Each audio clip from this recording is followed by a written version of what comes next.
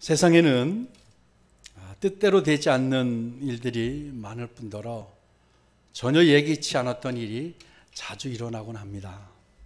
요즘 우리를 무기력하게 만들고 참 고통스럽게 하는 이 코로나 바이러스는 누구도 원하지 않았고 누구도 예상하지 못했던 일일 겁니다. 요즘 보면 갖가지 혐오와 그리고 사회적 거리두기라는 평소 사용하지도 않았던 이 생소한 단어까지 등장했습니다. 모임은 줄어들었고 그리고 기본적인 사회 활동마저 위축된 것이 오늘의 현실입니다. 또 그런가 하면 어떻습니까? 교회는 마치 혐오 집단처럼 치부되고 교회가 심리적인 압박을 계속해서 더해집니다. 물론 종교 핍박이라고 하지는 못하겠지만 그만큼 예민한 시기가 되었습니다. 초기 기독교의 박해하는 감히 견딜 수 없다고 할 수 있지만 우리 교회가 또 우리 믿는 자들이 어느 때보다 힘든 시간을 보내고 있습니다.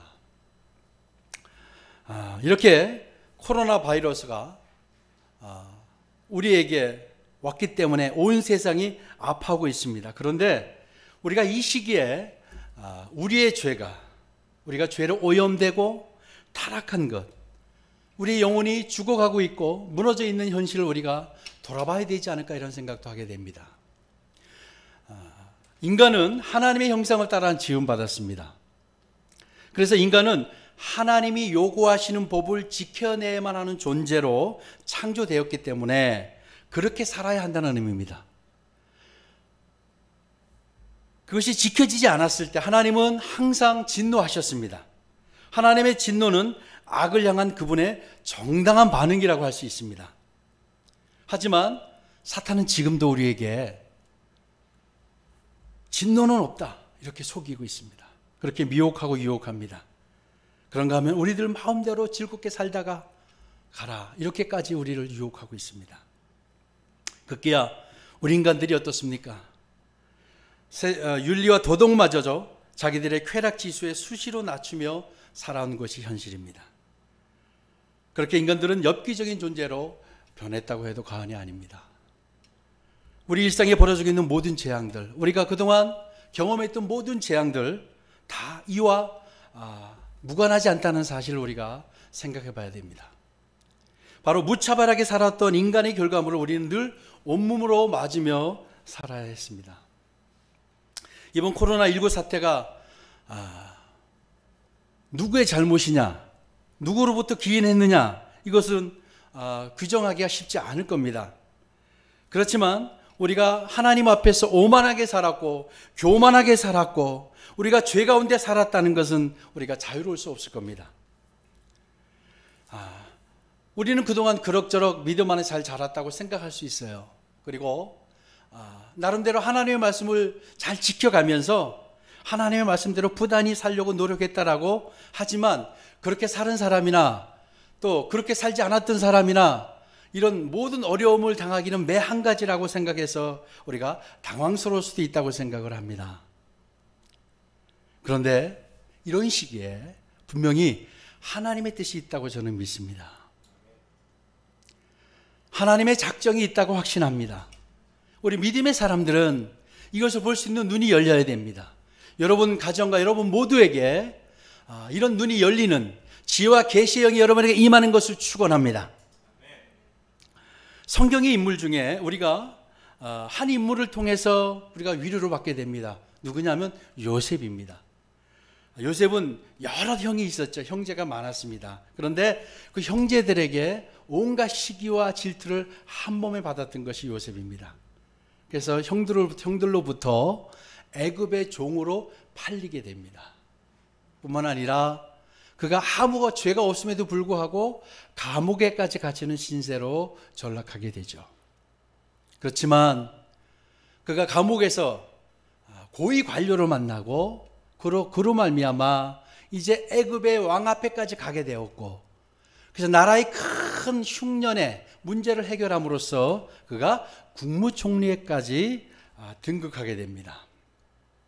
그래서 애굽뿐만이 아니라 그 지역에 흉년이 들었고 그들의 형들도 이제 곡식을 얻으려고 애굽에 와서 요셉을 만나게 되죠. 요셉이 형들에게 이렇게 말합니다. 창세기 50장 20절에 당신들은 나를 해하려 하였으나 하나님은 그것을 선으로 바꾸사 오늘과 같이 많은 백성의 생명을 구원하게 하시려 하셨나니. 그런가 하면 신약 성경에 위대한 사도였던 우리 바울도 로마 교인들에게 이렇게 이야기했습니다. 이것이 우리에게 큰 위로가 될 줄로 믿습니다. 로마서 8장 28절에 우리가 알거니와 하나님을 사랑하는 자 곧 그의 뜻대로 부르심을 입은 자들에게는 모든 것이 합력하여 선을 이루느니라. 아멘. 고통스럽습니다. 참 힘듭니다. 답답하고 무기력하고 무엇을 해야 할까 고민스럽기도 합니다. 그렇지만 분명히 이 시즌에 하나님의 인도하심과 하나님의 작정하심이 있다고 믿습니다. 하나님의 긍휼과 하나님의 위로와 하나님의 방문이 여러분 심령과 여러분 가정 가운데 있기를 축원합니다. 이 어려운 시기에 믿음의 사람들을 향한 하나님의 말씀, 이것을 우리가 발견하는 시기가 되게 다시 한번 축원합니다. 가끔 뉴스나 이렇게 화면을 보게 되면요, 여러 가지 매체를 보게 되면 이 어려운 시기에도 클럽에서 생일 파티를 하지 않나, 그리고 또 해수욕을 즐기지 않나, 여러 사람들이 있어요. 또 우리에게는 필수가 되었지만 이 마스크가, 누구도 마스크를 착용하지 않고 우리가 말하는 사회적 거리두기, 이것은 그들에게는 정말 필요 없는 것 같이 느껴집니다. 그래서 때로는 우리나라가 너무 호들갑을 떠는 거 아닌가 이런 생각도 해요. 우리가 너무 호들갑을 떠는 건 아닌가. 그런데 그들 나라에서 들려오는 소식은 하루가 멀다 하고 하루에 몇천 명의 확진자와 그리고 수백 명의 사망자가 늘어난다는 수치입니다. 저는 우리가 모두 이 전 지구가, 인류가 같은 문제를 지금 안고 있고요, 같은 상황에 직면해 있습니다. 그런데 이 같은 상황을 두고 어떻게 받아들이고 인식하고 대처하느냐가 확진자 수는 물론 사망자까지 다르게 한 것을 알 수가 있습니다. 우리가 지나치다 싶을 정도로 강력한 권고, 또 행정 명령 이런 것들을 쏟아냈던 우리나라는 어떻습니까? 어느새 새 방역의 모델로 추천되기도 합니다. 우리가 왜 이런 코로나 사태가 일어났는가, 무엇 때문에 기인했는가라는 근본적인 질문은 차치하고라도 대처를 어떻게 하느냐에 따라 운명이 바뀌어진다는 사실을 알게 되었습니다. 같은 상황을 경험하고 있지만 어떻게 이것을 대처하고 어떻게 인식하느냐, 어떻게 바라보느냐는 그 결과가 같을 수가 없습니다. 이 성경에도 이와 유사한 일이 벌어졌습니다. 바로 우리가 요즘 나누고 있는 가나안 정복 전쟁 가운데 기브온 족속의 가나안 이야기입니다. 이스라엘이 지금 가나안 정복 전쟁 가운데 있는데 그들이 기브온 족속에게 속아 넘어가서 그들과 평화조약을 맺은 사건이 바로 오늘 이야기입니다. 사실은 이 기브온 족속은 하나님의 명령에 따라서 그들이 반드시 물리쳐야 했던 가나안 7 족속 가운데 하나였습니다. 그런데 그들이 그만 속아 넘어갔습니다. 우리 본문 1절과 2절을 다시 한번 읽어보도록 하겠습니다. 시작. 2일 후에 요단 서쪽 산지와 평지와 레바논 앞대해 연안에 있는 헷사람과 아모리 사람과 가나안 사람과 브리스 사람과 히위 사람과 여보스 사람의 모든 왕들이 이 일을 듣고 모여서 일심으로 여호수아와 이스라엘에 맞서서 싸우려 하더라. 아멘. 이스라엘의 이야기를 듣고 가나안의 소왕국들, 그들이요 이제 연합전선을 피고 그들이 연합해서 이스라엘과 맞서고 있다는 이야기입니다. 가나안 족속들은요, 이스라엘이 요단을 건넜다는, 그것도 기적적으로 건넜다는 사실을 듣고 마음이 높고 정신을 잃었다고 여호수아 5장 1절은 이야기하고 있습니다.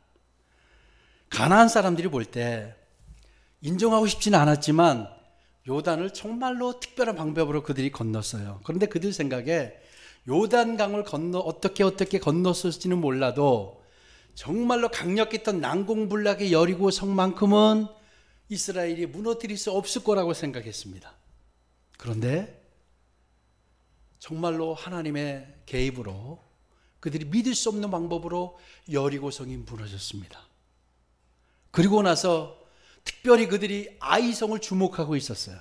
그런데 아이성도 그들이 바로 매복 전략이라고 하는 그런 전략을 사용하면서 아이성까지 무너졌다는 사실을 그들이 듣고는 놀라지 않을 수 없었습니다. 그래서 그들이 이제 다급하게 그 모든 민족이 모여서 이제 이스라엘을 대적하려고 합니다. 그들이 할 수 있는 것은 바로 이제 연합해서 맞서는 것, 그렇지 않으면 백기를 드는 것, 이 선택밖에 남지 않았던 겁니다. 그래서 가나안 족속들은 연합군을 조직하는 것만이 최선이라고 여겨서 그렇게 대응하기로 결정을 합니다. 그런데요, 그들 중에 기브온 주민들, 다시 말하면 히 족속을 말합니다. 이 히 족속은 생각이 달랐어요. 이스라엘을 힘으로 도저히 대항할 수 없다고 그들은 판단을 내립니다. 그리고 자신들이 살 길은 그들에게 가서 조약을 맺고 조공을 바치는 일, 이것밖에 없다고 그들은 판단을 하고 이제 그들을 찾아 나서게 됩니다. 그렇다고 한다면 오늘 우리가요, 왜 기브온은 이런 결정을 내리게 되었을까? 기브온은 왜 이렇게 맞서서 연합해서 싸우지 않고 왜 이스라엘을 찾아가서 그들 앞에 머리를 조아리고 그들에게 조공을 바치겠다고 이런 결정을 내리게 되었을까? 먼저 우리가 기브온에 대해서 좀 알아볼 필요가 있다고 생각을 합니다. 기브온은 바로 히 족속이라고 말씀을 드렸죠. 헷과 기르가스와 아모리와 가나안, 브리스, 여부스 족속과 함께 반드시 진멸시켜야 할 가나안의 7 족속 중 하나였습니다. 이들은 일찍부터 우상을 섬겨왔고요. 그리고 가증스러운 문화와 풍습에 젖어 살았던 민족이 바로 이들입니다. 이 기브온은요, 예루살렘에서 서북쪽으로 한 8km 정도 떨어진 곳에 위치했고, 우리가 지난주에 나눴던 아이성보다 규모가 좀 더 큰 성이 바로 이 기브온이었습니다. 이 기브온 땅은 후에 베냐민 지파에게 이제 분배되는 땅이 됩니다. 그리고 이 기브온은 레이 성읍으로 성별되기도 합니다. 그리고 솔로몬의 성전이 세워지기까지 실로 이후에 성막이 있었던 곳이 바로 이 기브온 땅입니다. 그리고 솔로몬이 1000번제를 드렸던 장소가 바로 이 기브온입니다. 기브온 사람들이 항복을 결정하고 불가침 조약과 조공을 성사시키려고 이스라엘을 찾아왔어요. 그리고 그들이 이스라엘을 찾아와서 했던 이야기가 오늘 말씀의 9절입니다. 9절을 같이 한번 읽도록 하겠습니다. 시작. 그들이 여호수아에게 대답하되 종들은 당신의 하나님 여호와의 이름으로 말미암아 심히 먼 나라에서 왔사오니 이는 우리가 그의 소문과 그가 애굽에서 행하신 모든 일을 들으며, 계속해서 또 그가 요단 동쪽에 있는 아모리 사람의 2 왕들 곧 헤스본 왕 시온과 아스타롯에 있는 바산 왕 옥에게 행하신 모든 일을 들었음이니이다. 아멘. 그들이 찾아온 이유를 여호수아에게 말하면서 이야기합니다. 뭐냐면 하나님 여호와의 이름으로 말미암아 아주 먼 곳에서부터 왔다고 밝힙니다. 그들이 이스라엘을 찾은 이유는, 그들이 그런 결단과 그런 결정을 한 이유는 여호와의 이름 때문이었다라는 거예요. 이 고대 근동에서요, 신의 이름은 종종 능력과 성공의 열쇠로 간주되었습니다. 그래서 여호와 이름을 알았다는 것은 뭘 의미할까요? 이 기브온 족속이 여호와 이름을 알았다는 것, 여호와 이름으로 말미암아 왔다라고 하는 것은 그들이 하나님의 존재를 알았음을 말하는 겁니다. 하나님의 존재를 알았고 또 그분의 작정을 그들이 알게 되었음을 의미합니다. 뿐만 아니라 여호와께서 하신 모든 일을 그들이 들었다고 해요. 듣고 놀라지 않을 수 없다고 그들이 말합니다. 애굽에서 행했던 일들, 그리고 바로 요단을 건넜던 일들, 또 그리고 요단 동쪽에 있는 아모리 사람의 2 왕들 헤스본 왕 시온과 바산 왕 옥에게 행한 모든 일까지 그들이 들었다는 거예요. 그래서 이들이 어쨌든 살고자 했던, 어쨌든 하나님께서 행하신 모든 일들을 익히 듣고 알고 있었다라는 겁니다. 다시 이야기하면 이 기브온 족속만이 아니라 가나안에 있는 모든 족속도 하나님의 일을 다 들었다는 이야기입니다. 그런데 이 기브온 족속은 하나님의 일과 하나님의 말들을 듣고 그냥 외면하거나 지나치지 않았다라는 겁니다. 그냥 흘려버리지 않았어요. 하나님의 말과 이스라엘이 겪은 일들을 쉽게 외면하지 않았던 기브온은 어떻게 되죠? 하나님의 언약적 축복을 받아야 하는 자들의 유대인들이에요. 하나님 그렇게 약속하셨는데 이방인에겐 그 약속을 하지 않으셨지만 이스라엘이 겪은 이스라엘이 받은 언약의 축복을 바로 이 기브온 족속이 함께 받게 되었던 이방 민족이 되었다라는 겁니다. 진멸당할 운명에서 구원받은 하나님의 백성이 됩니다. 이스라엘 회중을 대신해서 여호와의 제단을 위해서 나무를 패고 물을 깃는 자들로 삼았다고 성경은 증언하고 있습니다. 다시 이야기하면 이들이 찾아온 이유는 여호와의 이름 때문이었어요. 진멸당할 수밖에 없는 자들도 여호와의 이름으로 구원받았음을 우리가 잊지 말아야 합니다. 여호와의 이름은 멸망을 생명으로 바꿉니다. 아멘. 절망을 소망으로 바꿉니다. 약함을 강함으로 바꾸고요. 우리 절망을 희망과 소망으로 바꾸고요. 바로 절망을 우리 미래로 바꿔주신다는 겁니다.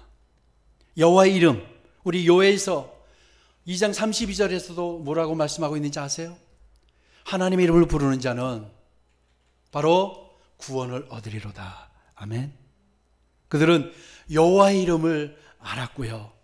여호와의 작정을 알았던 민족입니다. 바울도 로마서 10장 13절에서 누구든지 주의 이름을 부르는 자는 구원을 받으리라. 그런즉 그들이 믿지 아니하는 일을 어찌 부르리요? 듣지도 못한 일을 어찌 믿으리요? 전파하는 자가 없이 어찌 들으리요? 보내심을 받지 아니하였으면 어찌 전파하리요? 기록된 바 아름답도다 좋은 소식을 전하는 자들의 발이요 함과 같으니라. 그러나 그들이 다 복음을 순종하지 아니하였도다. 같은 하나님의 소식을 들었지만 기브온 족속 외에 다른 족속은 다 연합해서 하나님과 맞서려고 그들은 준비했습니다. 여러분, 구약에서요, 하나님은 당신의 이름을 만방에 알리시는 분, 당신의 이름으로 열방을 구원하신 분으로 선포하셨습니다. 기브온 족속은 이 하나님의 이름에 반응했던 사람들입니다. 여러분도 하나님의 이름에 반응하는 여러분 되시기를 축복합니다. 아모리와 다섯 나라의 왕들과 사람들을 두려워하기보다 사실 이들이 이스라엘을 찾아가려고 결단했을 때 어떤 생각을 했겠습니까? 이들이 그들과 연합하지 않은 것 때문에 받아야 할 어려움들, 이런 것들이 있었을 겁니다. 그러나 그들의 선택은 여호와의 이름이었습니다. 사랑하는 성도 여러분, 여호와의 이름에 반응하는 여러분 되시기를 축원합니다. 여호와의 이름이 능력이 있습니다. 여호와의 이름이 바로 생명으로 나아가게 합니다. 여러분이 가지고 있는 모든 문제들, 여러분의 어려움들이 다 걷어질 줄로 믿습니다. 여호와 이름을 붙들고 여호와 이름으로 나아가는 자들에게 하나님은 생명과 미래로 약속하시는 줄로 믿습니다. 하나님께서요, 이스라엘 백성들에게 전쟁에 대한 기준을 말씀하셨어요. 그게 신명기 20장입니다. 신명기 20장 10절에 보면 내가 어떤 성읍으로 나아가서 치료할 때에는 그 성읍에 먼저 화평을 선언하라. 그 성읍이 만일 화평하기로 화답하고 너를 향하여 성문을 열거든 그 모든 주민들에게 내게 조공을 바치고 너를 섬기게 할 것이요. 아멘. 이 기브온 족속이 바로 이 이스라엘의 전쟁에 관한 이야기를 아마 전 들었다고 봅니다. 왜냐하면 가나안 땅에서 멀리 있는 민족들에게는 진멸이 아니라 먼저 화평을 선언하라고 하나님이 말씀하셨어요. 그렇기 때문에 그들이 이스라엘을 만날 때 어떻게 했죠? 멀리서 온 것처럼 했어요. 가까이 있는 족속이 아니라 멀리서 온 것처럼 행색과 음식과 이런 것을 상한 것들, 누더기의 옷들 이런 것들을 준비했다는 것은 바로 이것을 알고 있었다고 저는 확신합니다. 그래서 그들은 멀리서 온 것을 증명하려고 했죠. 어쨌든 그들이 위장술이 탁월했기 때문이었던, 저는 그들에게 하나님께서 저는 지혜를 주셨다고 확신합니다. 하나님을 갈망했기 때문에, 여호와 이름을 믿었기 때문에 그들에게 이런 지혜를 주셨습니다. 여호와 이름을 붙드는 자들에게 하나님은 지혜로 허락하십니다. 인간의 지혜가 아니라 하나님이 주시는 하늘의 지혜로 화답하실 겁니다. 하늘의 지혜가 여러분의 문제와 여러분의 어려움을 푸는 열쇠가 될 줄로 믿습니다. 여러분, 가나안의 다른 족속은 이것을 듣고도 그것을 보지 못했지만 기브온 족속이 보았던 여러분도 모두가 그렇게 보게 되기를 축복합니다. 어쨌든 그들의 지혜 때문이었는지 그들의 위장술 때문이었는지 여호수아는 하나님께 묻지도 않고 회중 족장들이 그들과 맹세하게 합니다. 바로 14절입니다. 14절을 같이 한번 다시 보겠습니다. 14, 15절을 같이 보겠습니다. 무리가 그들의 양식을 취하고는 어떻게 할지를 여호와께 묻지 아니하고 여호수아가 곧 그들과 화친하여 그들을 살리리라는 조약을 맺고 회중 족장들이 그들에게 맹세하였더라. 아멘. 사흘 뒤에 이스라엘은 그들이 진멸해야 할 가나안의 7족속 중 하나라는 사실을 알게 되었고요. 그래서 속았다는 것을 그들이 이제 알게 됩니다. 그래서 백성들이 원망하죠. 족장들에게 원망합니다. 그러나 하나님께 맹세한 것이기 때문에 그들이 되돌릴 수는 없는 일이었습니다. 여러분, 그들이 와서 이스라엘을 속이고 여호수아를 속이고 했던 일들, 이게 그냥 우연이었을까요? 단순히 그들이 지혜가 남달라서 그랬을까요? 저는 이 가운데 하나님의 섭리가 있었다고 믿습니다. 어떤 상황과 어떤 재앙 가운데도 하나님의 작정이 있습니다. 그런데 이 작정을 보는 자와 보지 않는 자의 삶은 같을 수 없습니다. 어땠습니까? 하나님의 이름을 듣고도 여호와 이름이 선포되었음을 알고도 다른 족속은 연합해서 하나님을 대적했어요. 어떻게 됐습니까? 그들은 비참한 결과를 받아들여야 됐습니다. 그들은 다 멸망하게 됩니다. 정말 이스라엘을 속이더라도 그렇게 해서라도 구원받기를 소망했던 그 기브온 족속에게 하나님은 구원의 길을 여셨다라는 겁니다. 그들에게 미래를 여셨다라는 겁니다. 여러분, 기브온 족속에게 있었던 소원과 갈망이 여러분에게 있기를 축복합니다. 여러분, 야곱도 아버지와 형을 속였죠. 그러나 야곱이 그렇게 할 수 있었던 것은 하나님의 언약과 작정을 소중히 여기는 마음이 그 안에 있었기 때문입니다. 그것을 보았기 때문입니다. 하나님의 약속에 철저하신 분입니다. 아멘. 하나님의 약속을 한 번도 어기신 적이 없습니다. 하나님이 하신 말씀을 되돌리신 적이 없습니다. 그래서 이제 우리는 중요한 것을 깨닫게 됩니다. 하나님의 이름과 하신 일을 듣고 굴복하기로 작정했던 자들은 구원을 받았다는 사실입니다. 기브온은 그들의 처지와 상황을 잘 알았어요.